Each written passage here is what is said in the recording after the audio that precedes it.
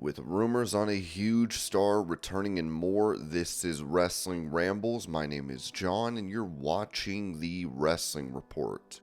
Before we move on, make sure you subscribe to Wrestling Rambles with notifications on, and don't forget to like the video.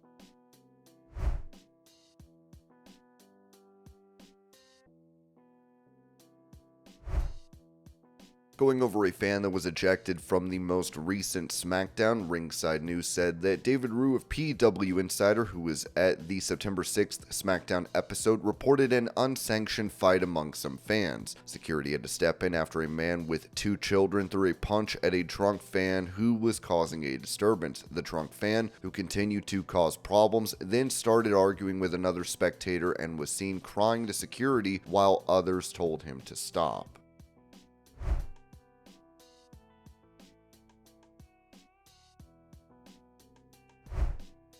Addressing the assassination attempt on former U.S. President Donald Trump, The Rock said this to the Vault Conference. Trump used to come watch you wrestle all the time, Madison Square Garden. It was great. First time I saw him, I said, let me see the eyebrows. God, there it is.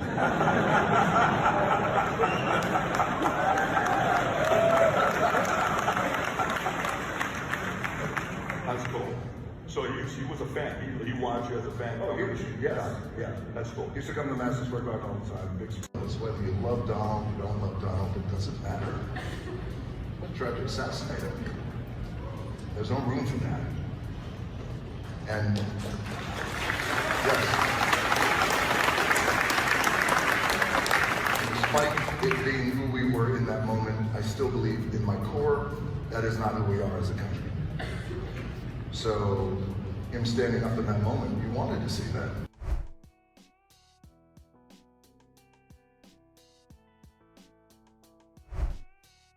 It appears that MJF will be gone from AEW programming for a time following his victory over Daniel Garcia at the All Out event over the weekend, with Ringside News writing that, according to Ibu of Wrestle Purist and Dave Meltzer of the Wrestling Observer Radio, MJF has reportedly been written off AEW television for now, as he is expected to take time off to film a movie. This suggests fans may not see him for a while as he shifts focus to his acting career. It was added that, however, reports from Ibu of Wrestle Purist and Dave Meltzer of the Wrestling Observer Radio suggest that Daniel Garcia was originally supposed to win the match clean. This change of plans was allegedly due to Garcia's unresolved contract situation with AEW. Garcia's contract is reportedly set to expire in October this year, and while WWE is rumored to believe that Garcia may have already secured a lucrative deal with AEW, nothing has been confirmed.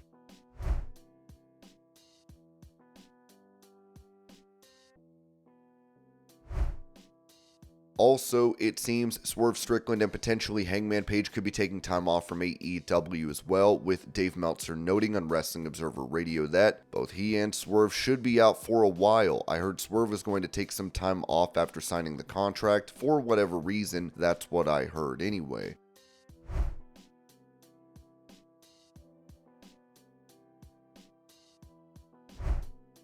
Noting how she's been told by people to change her finishing maneuver, NXT star Jaida Parker said this during a live stream. The streets saying you should change your finisher. Well, the streets are saying a lot, and I'm gonna keep doing what I gotta do. If it ain't broke, don't fix it. So, this is what I say. If y'all wanna sit here in front of me while I'm running like that and then get hit, you let me know if you gonna get up. Respectfully. Because y'all don't understand, she doing her own thing back there. Y'all don't understand, I hear that every day. You should do this, you should do that. Well, you should mind your damn business. How about that? Mind the business that pays you. Because it ain't me. Respectfully. Tim! Do you remember?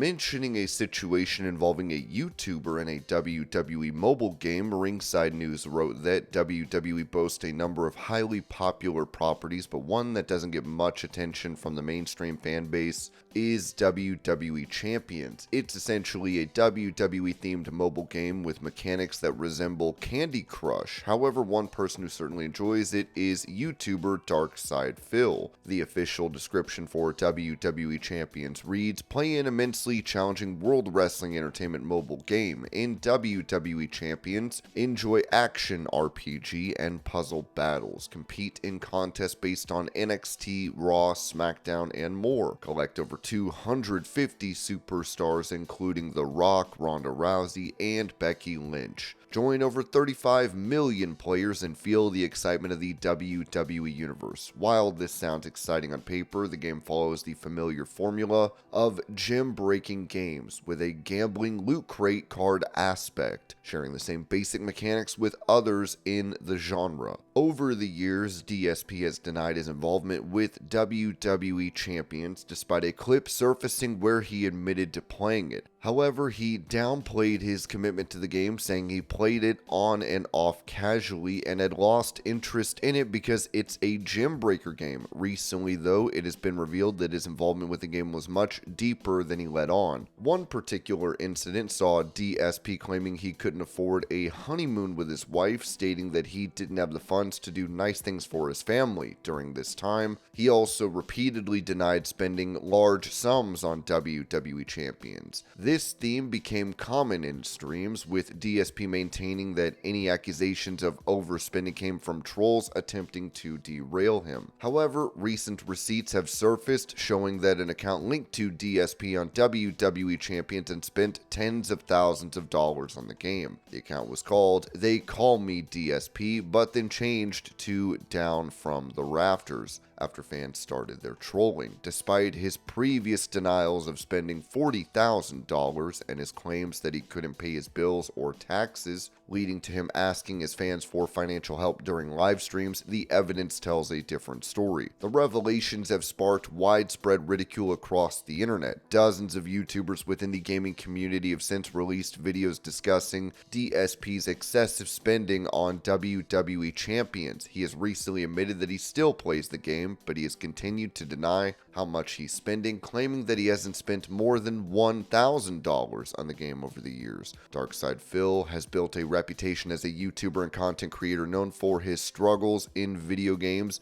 and his defensive reactions to in-game failures. Though he claims to be a former professional fighting game player, his performances in games like Dark Souls and various fighting titles have often been lackluster, drawing attention for all the wrong reasons. What separates DSP from other players isn't just his skill level, but his tendency to blame external factors, such as game mechanics or faulty equipment, when things don't go his way. This habit has earned him a reputation for being salty. Additionally, his personal life has frequently been scrutinized, adding another layer to his complicated online persona. This isn't the first time DSP has found himself under fire either. He's faced criticism for past controversies, including instances where he's been caught in lies or infamously not realizing his webcam was on during a private moment. While WWE Champions may appear to be a fun mobile game, it's difficult to justify the kind of money DSP has allegedly spent on it. For perspective, WWE 2K24 with all its DLC cost only around $120. Clearly, WWE Champions remains successful for a reason, appealing to players who become hooked on its gameplay, though some may find themselves paying a steep price for that addiction.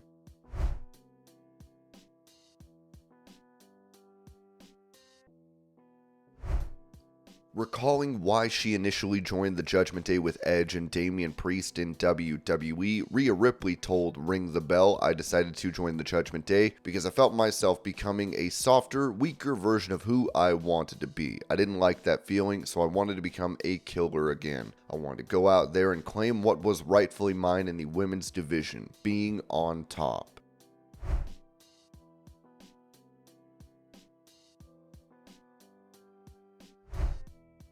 Asked about the viral moment of her giving a stink face during a match, Rhea Ripley said this in that same interview: "Shut up, shut up. Honestly, it's really funny because I get criticism for every single little thing that I do. But you see the men doing this and you're like, yeah, that looks cool, amazing. Tiffany Stratton did this the other week and people were like, oh my god, I love you, Tiff. Oh my god, you're so sexy. Please do that to me. But when I do it, there's a problem. You're just mad that I'm popular. That's why."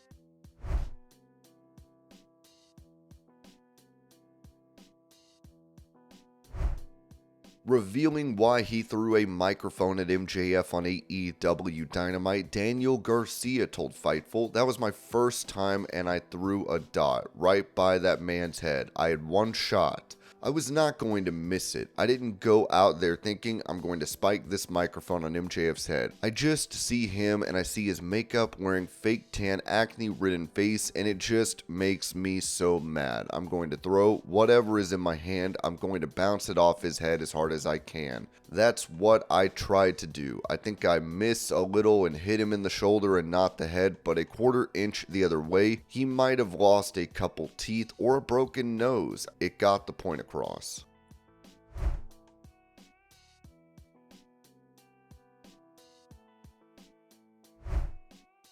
After WWE legend JBL made an appearance for GCW at their homecoming event, owner of the promotion, Brett Lauderdale, said this about it to the Business of the Business podcast: "I'm a big fan of JBL, and who's not? JBL and I have a mutual friend who will remain unnamed, and it's one of those things JBL is not exclusive to. What am I trying to say here? GCW kind of has a reputation for guys like JBL where they're kind of dipping their foot into the independent world for the first time. They want to go somewhere they know they can have fun, somewhere that is going to treat them with respect and present them with respect. It's somewhere where they know it's going to get the attention it deserves and they're going to be well represented." So that being said, like I said, we had a mutual friend and I had a good conversation with JBL, and yeah, I think JBL is interested in going out and having some fun right now. So GCW is one of those places where guys like him can have fun. Well, I can't say if JBL will be back in GCW or not. I mean, I can say that I hope so, but there's nothing scheduled or announced at the moment, but I would love to see JBL come back at some point.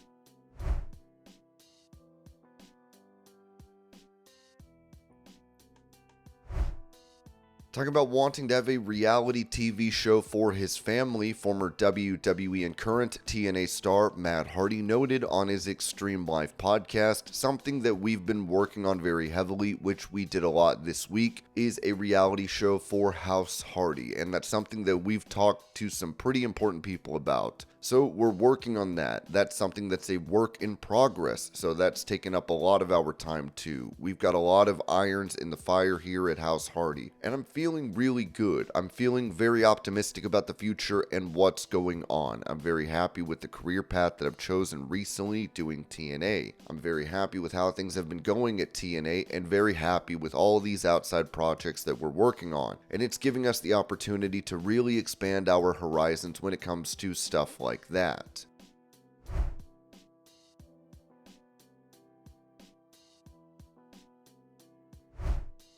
Accusing Goldberg of trying to intentionally injure him during their match in WCW, former WWE writer Vince Russo said this on Rewind Recap Relive. "Prior to that incident, Bill Goldberg told Conan, 'I'm going to F him up,' and Conan will tell you that himself. And bro, one thing about Conan is you talk about straight shooters. Conan doesn't lie, and Conan's not afraid to say anything. I was concussed, bro. That's why I had on the football helmet and all that crap. There was the entranceway and the way the cage was lined up. Goldberg was supposed to spear me through the cage right down into the entranceway. I said a million times, bro, keep me away from the barricades. I'm concussed. You've got to lay me in between. Keep me away from the barricades." So when I look at what he told Conan before the match and then see him driving me headfirst directly into the barricade, bro, what am I supposed to think? Yeah, like, come on, bro. Let's be real and honest. He meant to do that. He did it. That was the last concussion I ever had in WCW, and I never got in the ring again after that. I was done."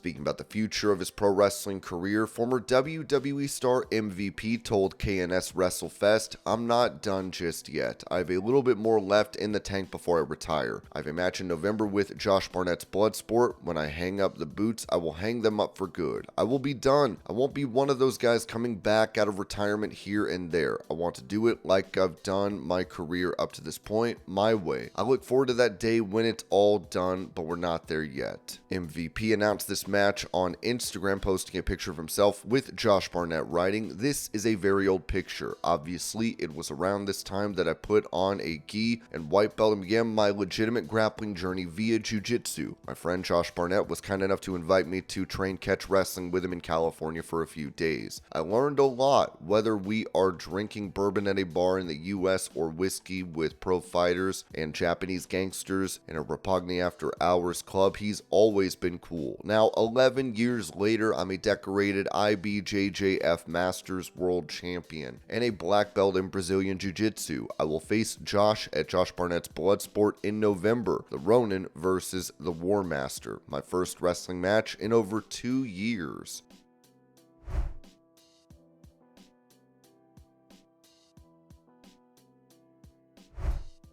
Sticking with MVP, he would talk about his last run with WWE and ended up accusing Triple H, who is the head of creative in the company, of blocking Omos from becoming the next Big Show, saying to KNS WrestleFest, "When Vince McMahon called me and Bobby Lashley in the office, he said, 'Hey guys, I'm gonna split you guys up.' He said, 'Bobby, I want you to be a standalone star now.' He said, 'MVP, I want to put you with Omos. I want you to do for Omos what you do for Bobby.' Those were Vince's words, and praise from Caesar. Okay, alright, I'm not happy about this, but I look forward to the task. And Omos has such a huge heart, literally and figuratively. He really wants to learn, he wants to get better. He was an open book, coachable, and we weren't on TV at the time a lot, but we were on all the live events. So I got to watch him week in, week out, improve and get better. And I talked to Triple H about how he was being used, and Triple H was adamant that he didn't want him to be another Big Show. He didn't want him on TV every week. He wanted him to be an attraction. He just wanted to break him out periodically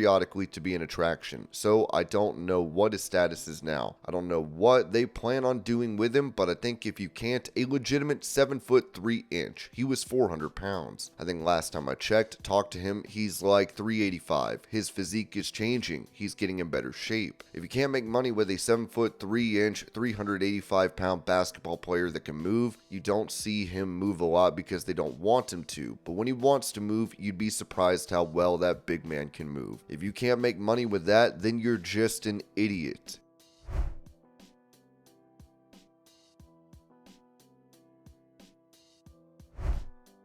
Going over a recent re-signing to WWE, Ringside News wrote that, according to Fightful Select's Sean Ross Sapp, Cedric Alexander re-signed with WWE earlier this year on a multi-year deal, joining other WWE talents who renewed their contracts in 2024. MVP had previously suggested that Alexander had re-signed.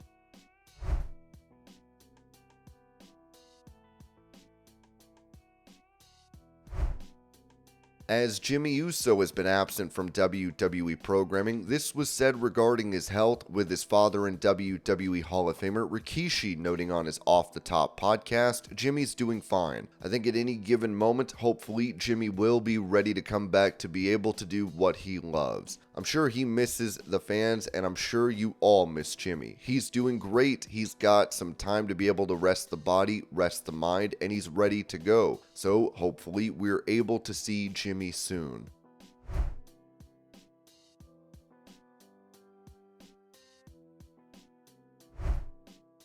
When it comes to The Rock potentially making a return to WWE, Ringside News noted that, according to PWN's Discord paywall, there's growing speculation that The Rock might make another major WWE appearance within the next month or two. While these reports remain unconfirmed, trusted sources have hinted that certain scheduling details have leaked, fueling excitement about a potential return. With the current Bloodline Civil War storyline keeping fans hooked and The Rock finishing his movie projects, it seems more likely that he could return to WWE soon. His family ties to Roman Reigns make for a great story if he comes back soon enough. In addition to that, The Rock has also teased the creation of the biggest match ever at WrestleMania 41, as there are plans for the Great One to square off against Cody Rhodes at the Showcase of the Immortals. And this was your pro wrestling news update. I hope you're all having a great day. Thank you so much for watching, and I will see y'all later.